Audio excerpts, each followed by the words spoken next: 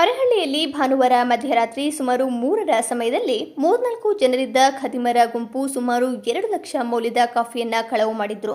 ಈ ಬಗ್ಗೆ ಸ್ಥಳೀಯ ಕಾಫಿ ಬೆಳೆಗಾರ ಸಂಘದ ಸಹಕಾರದೊಂದಿಗೆ ಪೊಲೀಸ್ ಠಾಣೆಗೆ ಮಾಲೀಕರು ತೆರಳಿ ದೂರು ಸಲ್ಲಿಸಿ ತ್ವರಿತವಾಗಿ ಖದೀಮರನ್ನ ಪತ್ತೆ ಹಚ್ಚಿ ನ್ಯಾಯ ಒದಗಿಸಬೇಕು ಎಂದು ಮನವಿ ಮಾಡಿದರು. ಇದಾದ ಬೆನ್ನಲ್ಲೇ ಎಚ್ಚೆತ್ತ ಪೊಲೀಸ್ ಇಲಾಖೆ ರಾತ್ರಿ ಸಮಯದಲ್ಲಿ ಗಸ್ತು ಚುರುಕುಗೊಳಿಸಿದ್ರು.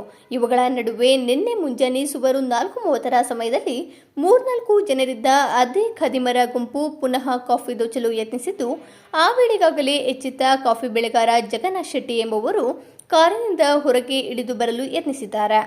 ಆಗ ಅಲ್ಲಿದ್ದ ಗುಂಪು ಮಚ್ಚಿನಿಂದ ತಲೆಗೆ ಮಾರಣಾಂತಿಕ ಹಲ್ಲೆ ನಡೆಸಿದ್ದಲ್ಲದೆ ಸುಮಾರು 100 ಕೆಜಿಗಳಷ್ಟು ಕಾಫಿಯನ್ನ ದೋಚಿ ಪರಾರಿಯಾಗಿರುವ ಘಟನೆ ಬೇಲೂರು ತಾಲೂಕಿನ ಅರಹಳ್ಳಿ ಪೊಲೀಸ್ ಠಾಣಾ ವ್ಯಾಪ್ತಿಯಲ್ಲಿ ವರದಿಯಾಗಿದೆ. 3 ಮೂಟೆ ಕಳ್ತನ ಆಗೋದಕ್ಕೆ ಹೋಗಿ ಸ್ಟೇಷನ್ಗೆ ಕಂಪ್ಲೇಂಟ್ ಕೊಟ್ಟಾಗ ಕಂಪ್ಲೇಂಟ್ ಕೊಟ್ಟು ಬರೋಷ್ಟರಲ್ಲಿ ಇನ್ನೊಂದು 2 ಮೂಟೆ ಕಳ್ತನ ಆಗಿದೆ. ಅದಾದಮೇಲೆ ತದನಂತರ ಅವರ ನಿನ್ನೆ ಪೊಲೀಸ್ ಬೀಟ್ ರಾತ್ರಿ 12 ಗಂಟೆಗೆ ಇಲ್ಲಿ ಬಂದಿದ್ದಾರೆ. ಆದರೆ ಇವರು ಮಲಗಿ ಇವರ ರಕ್ಷಣೆಗೋಸ್ಕರ ಇವರು ಮಾಡ್ತೀವಿ ಅಂತ, ಯಾಕಂದರೆ ಕಾಫಿ ರಕ್ಷಣೆಗೋಸ್ಕರ ಇವರು ಪಾರ ಟೈಪಲ್ಲಿ ಮಲಗಿದ್ದಾರೆ. ಅಲ್ಲಿ ಬಂದಾಗ ಇವರು ಕಳ್ತನ ಮಾಡಿ ಇವ್ರ ಮೇಲೆ ಮಾರಕಾಸ್ತ್ರದಿಂದ ಹಲ್ಲೆ ಮಾಡಿದ್ದಾರೆ. ಅಂದರೆ ಏನು ನಾವು ಅವ್ರ ಬಗ್ಗೆ ಈಗ ಇದು, ಯಾಕಂದರೆ ಕಳ್ಳರು ಇಷ್ಟು ನಿರ್ದೋಷವಾಗಿ ತಿರುಗಾಡಿ ಮಾಡ್ತಾರೆ ನಾವು ಪೊಲೀಸ್ ಇಲಾಖೆಯವರು. ಹಾಗೇನು ಮೊನ್ನೆ ಭಾನುವಾರ ರಾತ್ರಿ ಸೋಮವಾರ ಬೆಳಗಿನ ಜಾವ ಸುಮಾರು 25 ಬಸ್ನ ಇವರೇ ನಮ್ಮ ಜಗು ಮನೆ ಹತ್ರ ಇರುವಂಥ ಕಣದಲ್ಲಿ ಸುಮಾರು 25 ಬಸ್ ಕಾಫಿ ಬೆಳೆಯನ್ನು ಕದ್ಕೊಂಡು ಹೋಗಿದ್ದಾರೆ. ಹಾಗೆಯೇ ಅವತ್ತು ಕೂಡ ಅವರು 7:15 ಗಂಟೆಗೆ ಸುಮಾರು 25 ಬಸ್ನಲ್ಲಿ 2-3 ಬಸ್ ಬಿಟ್ಟು ಹೋಗಿದ್ದಾರೆ. ಬಿಟ್ಟೋದ ನಂತರ ಇವರು 7:15 ಗಂಟೆಗೆ ಸ್ಟೇಷನಿಗೆ ಕಂಪ್ಲೇಂಟ್ ಕೊಡೋಕೆ ಹೋಗಿದ್ದಾರೆ. ಕಂಪ್ಲೇಂಟ್ ಕೊಡೋಕೆ ಹೋದ ಸಮಯದಲ್ಲಿ ಆ ಟೈಮ್ನಲ್ಲಿ ಕೂಡ ಉಳಿದಂಥ 2 ಮೂಟೆಯನ್ನು ಕೂಡ ಅದನ್ನು ಕೂಡ ತಗೊಂಡು ಹೋಗಿದ್ದಾರೆ. ಸೋಮವಾರ ಕಂಪ್ಲೇಂಟನ್ನು ಕೂಡ ಕೊಟ್ಟಿದ್ವಿ.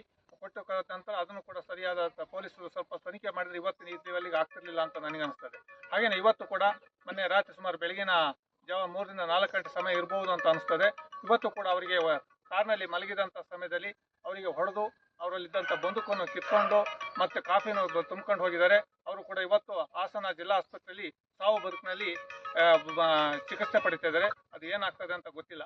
ಹಾಗೆ ಇದೇ ರೀತಿ ಮುಂದುವರೆದ್ರೆ ನಾವು ಇಲ್ಲಿ ಅರೆಹಳ್ಳಿ ಭಾಗ, ಇದು ಹೋಬಳಿ ಲೆವೆಲ್ಲು, ಇಲ್ಲಿ ಸುತ್ತಮುತ್ತ ಮನೆ ಇದೆ. ಈ ಮನೆ ಇರೋಂಥ ಜಾಗದಲ್ಲಿ ಈ ರೀತಿ ಆದರೆ ಹಳ್ಳಿಗಾಡಿನಲ್ಲಿ ಒಂದು ಒಂಟಿ ಮನೆ ಇರೋಂಥ ಜಾಗದಲ್ಲಿ ಯಾವ ರೀತಿ ಬದುಕ್ಬೋದು ಅನ್ನೋದ್ರ ಬಗ್ಗೆ ಪೊಲೀಸ್ ಇಲಾಖೆ ಕಡೆ ಗಮನ ಹರಿಸಿ ಇದ್ರ ಕಡೆ ಸೂಕ್ತವಾದ ರಕ್ಷಣೆ ಕೊಡಬೇಕು, ಜನತೆಗೂ ರಕ್ಷಣೆ ಕೊಡಬೇಕು. ಹಾಗೇನೆ ಅಷ್ಟೊಂದು 4 ಗಂಟೆ ನನ್ನ ಬೊಬ್ಬೆ ಕೇಳಿಸಿದ್ರು, ಅಯ್ಯೋ ಅಮ್ಮ ಅಂತ. ಆವಾಗ ನಾನು ಓಡಿ ಬಂದೆ. ಓಡಿ ಬರುವಾಗ ಅಲ್ಲಿ ನಾನು ತಲೆಗೇಟ್ ಹಾಕಿ ಬಿದ್ದುಬಿಟ್ಟಿದ್ದು. ಅವಳು ಏನು ಅಂತ ನಾನು ಕೇಳುವಾಗ ಆ ಕಡೆಯಿಂದ ಓಡಿದ್ರು ಅವರು. ಆ ಕಡೆ ಓಡು ನೋಡು ಅಂತ ಹೇಳಿದ್ರು. ಮತ್ತು ಅಕ್ಕಪಕ್ಕದ ಕರೆ ಅಂತ ಮತ್ತೆ ಅಕ್ಕಪಕ್ಕದವರಿಗೆಲ್ಲ ಕರೆದೆ ನಾನು. ಆಮೇಲೆ ಅಕ್ಕಪಕ್ಕದಿಂದ ಬಂದು